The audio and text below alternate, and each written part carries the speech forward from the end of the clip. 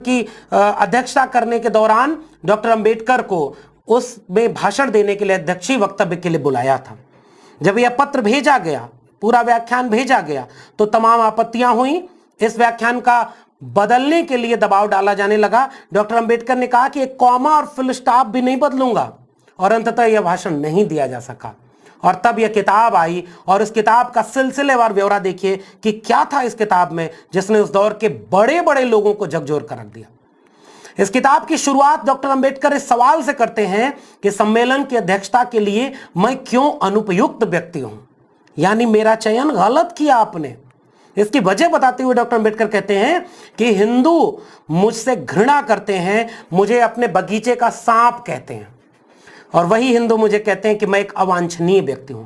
तो अगर मैं कोई ऐसी बात कहूंगा कि जाति का विनाश होना चाहिए, तो उसे वो क्यों मानेंगे? और इसका विस्तार में वो उल्लेख करते हुए अपने इस पूरे व्याख्यान नुमा किताब की शुरुआत करते हैं।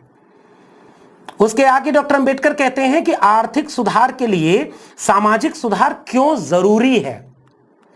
इसकी व्याख्या करते हुए डॉक्टर अंबेडकर कहते हैं कि धर्म, सामाजिक स्थिति और संपत्ति, ये तीनों शक्ति या सत्ता का स्रोत होते हैं जो दूसरे की आजादी को नियंत्रित करते हैं।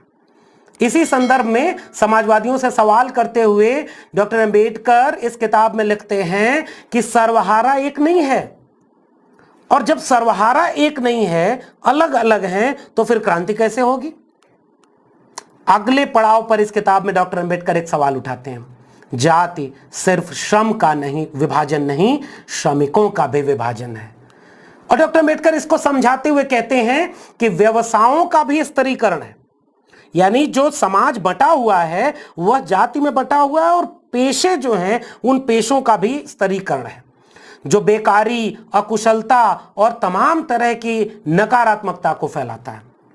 यह पेशों को लेकर के जो तिरस्कार का भाव है, यह उन पेशों में जुड़े हुए लोगों के अंदर विरुचि पैदा करता है, दुर्भावना पैदा करता है, उन्हें अपने पेशे से भागने यानी पलायन करने की वजह बनाता है। और यह मार्क्स के अलगाव की थ्योरी से जुड़ता है डॉक्टर अंबेडकर का यह सिद्धांत।